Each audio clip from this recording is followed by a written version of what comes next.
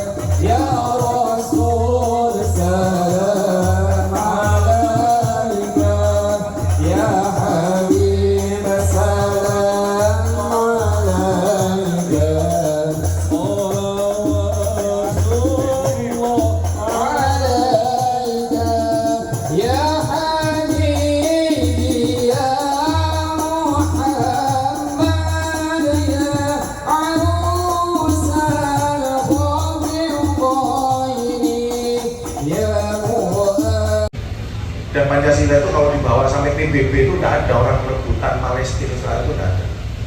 Dasarnya Pancasila. Di bawahnya dicengkram Bhinneka Tunggal Ika, dilanjutkan dengan Tanhana Dharma Mangruah, yang itu dipakai slogannya saudara kita yang ada di instansi Polri. Tiada kebenaran yang mendua. Itu kan tauhid semua.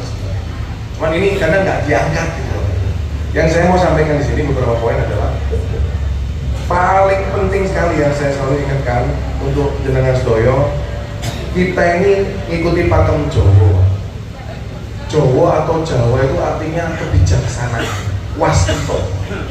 Jadi jangan sampai kan selalu kita sering dengar Pak Wagu bilang apa, wong Jawa ojo ilang Jawane. Sebenarnya makna itu makna yang sangat mendalam. Artinya jati diri kita seorang Jawa itu kalau di Islam itu kita punya yang namanya Masjidil Haram, yaitu ada di Kordua.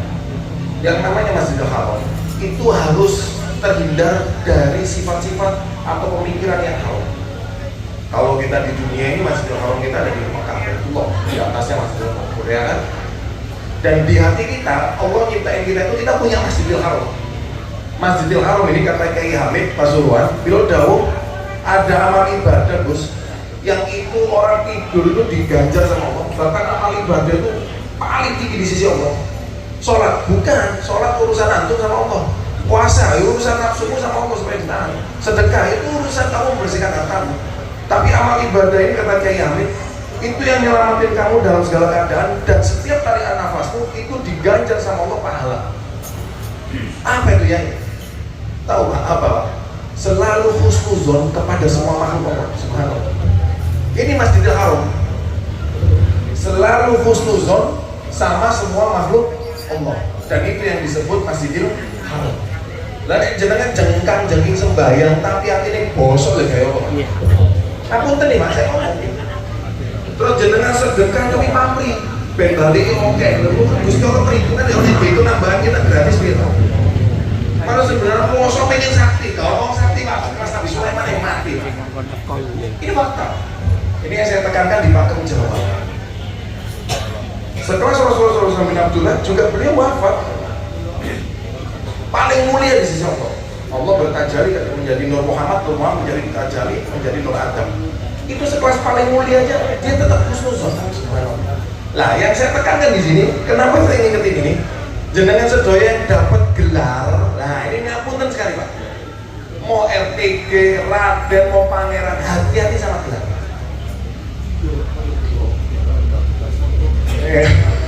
Gak bahas itu Pak. Kenapa? Karena kata Nabi sebelum beliau wafat ada dakwahnya beliau sebelum wafat itu ada dua apa? Gelar itu sangat hati-hati. Kalau jam di Islam, Nabi kita Rasulullah SAW bilang, sesuk itu ono zaman akhir, umatku meninggal tanpa dihisab sama Allah langsung masuk neraka jahanam. Didawai seperti itu Pak. Ditanya sama para sahabat, ya Rasulullah, kenapa mereka? Apa salahnya sampai meninggal itu besok akhir-akhir gak perlu dihisab sama Allah? Langsung, ini pula nih, mati kalau neraka, mati kalau neraka langsung. Terus Nabi Daud, yang pertama itu umatku yang dipanggil alim ulama. Ini ada di Daud. Nah, kiai tahu saya. Terus ditanya itu sama para sahabat, ya Rasulullah, bukannya alim ulama itu dekat sama Allah? Iya. Bukannya alim ulama itu taat sama Allah? Iya. Tapi ketaatan dan kedekatan dia sama Allah dipakai riya. Nek gak diceluk yai, kau hati. Gak diceluk gus, kau hati. Gak diceluk ulama, wah ini sufi ulama itu. Terus dia gengsi. Ustaz mau ganti orang ulama tinggi lebih yai.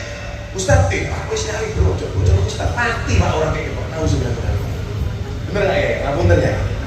Artinya apa? Ketaatan dia sama Allah yang diridhoi oleh Allah tapi dipakai untuk riya, untuk pengakuan validasi sosial pada sekitarnya supaya dia dipanggil orang alim, mate, Pak wis, bongkol kok neraka wis kate bisa. Ini saya tekankan. Dan ini ada hubungannya sama raden-raden, sama kepangeran, sama gelar-gelar. Ya selanjutnya ditanya, ya Rasulullah, maka yang kedua apa? Yang kedua adalah orang yang nanti wafat tanpa dihisab sama Allah masuk neraka adalah para guru, Pak. Kita ya Rasul, bukannya para guru itu mengajarkan kebaikan? Iya. Tapi semua ilmu yang Allah ridhoi kepada dia gengsikan ketika dia profesor dipanggil jeneng gak noleh Pak. Aku tuh profesor bro, calon prof. Ini lampu kurang ini, mate Pak itu nauzubillah. Ini saya tekankan. Pokoknya selama saya jadi ketua, saya pemimpin dari perusahaan apapun Pak. Saya ini alumni pengusaha Pak. Saya punya lembaga di Paris, kampung Iris Paris Pak. Brilliant English College itu semua titip ada loh. Ada kafe di Surabaya, ada kontraktor, ada gym. Apa itu semua Pak? Mungkin bongkong yang kapan. Itu pemahaman saya. Saya tekankan. Bahkan saya ngomong di menteri-menteri, di jenderal-jenderal, mungkin kan masih kenal saya tahu semua Pak. Saya ini hari cilik Pak, bocah kempul, bocah cilik Pak. Tapi kalau saya ngomong masalah tauhid mutlak Pak, gak peduli jenengan sakti kalau bongkong mau kan kapan. Jadi jangan pernah riak di bumi Indonesia. Saya ngincak lemah Pak. Saya koyo Pak. Saya kentut yang bosok kok sombong. Apa yang mau disombongin? Subhanallah. Ini yang saya tekankan. Karena saya dipanggil pangeran itu hanya urusan ini Pak. Kalau di luar saya nggak mau Pak. Tanya saudara-saudara Pak. Ojo ya, mantep Pak. Gelar itu berapa? Diceluk Kanjeng Raden. Wah perilakunya bosok Pak. Lu nggak isi keraton Pak. Ngapunten Pak, saya ngomong apa aja. Leres ya, ngapunten ya. Jadi dua hal ini ketika Rasul itu mau wafat, beliau jauhnya itu. Dan itu saya ingat sekali. Waktu saya ngajar di kampus, saya jadi pembicara, Mr. B ini biasa aja bro. Guru jangan dipanggil itu, jangan takut saya Pak. Takut karena saya ingat dua kalimatnya, dua cerita Rasul itu. Saya takut sekali. Doi amalan wakai, moro-moro dicoba kan pasti bisa. Moro-moro ning ngarepe swarga ketemu Ridwan. Kamu tek bongkol berokok selesai Pak kenapa? Ini cuman gara-gara apa? Riya dan sombong. Yang kita kenakan sekarang ini kan hanya peran bapakku saya, ibuku saya. Hanya peran. Selebihnya kita just human, hanya manusia. Kata Allah, manusia yang bermanfaat adalah manusia yang aku cintai. Maka sebaik-baiknya manusia adalah manusia yang bermanfaat. Maka hilangkan sombong itu di depan kepada sesama. Hilangkan. Merendahlah sampai tidak mampu direndahkan, mengalahlah sampai tidak mampu dikalahkan. Ojo ngomong dukur Pak, tabrak motor mulu Pak, tabrak pesawat itu dukur dan ngomong. Itu pemahaman saya. Yang selanjutnya, kita ini orang adat harus bawa mindset. Mindset orang adat, ngapunten ya, sedoyo mbak-mbak yang hadir, kan kadang ada cekcok. Oh ini agama, selalu kita bilang orang adat itu lebih tua daripada agama. Maka ya tunjukno, nek luwe tuwe itu tunjukno adamu, tingkah lakumu tunjukno. Ojo malah pakai riak, aku lebih tua lah, aturan agama ini balik dengan adat. Kalau orang yang sepa itu Pak, justru di kuburan ditiru. Lebih toleransi. Kata Allah, siapa yang mencintaiku dan mengimaniku, maka dia akan mencintai apapun yang aku ciptakan, apapun Pak. Nah kok orang ngomong kafir kita ini masih dalam proses perjalanan Pak, kita belum wafat. Jadi kalimat kafir itu tidak pantas karena penghujungnya itu belum mulai. Jadi ada orang yang beda agama jangan dikatain murtad atau kafir, beda adat, beda pemahaman jangan dikatain sesat. Kita ini masih perjalanan, Mas. Betul nggak, Pak? Bisa jadi malah kiai wafatnya nggak usul khotimah. Wong mendem wafat, tabrakan ini dia kelaparan, kalau tulisan la ilaha illallah disebut, usul khotimah dia.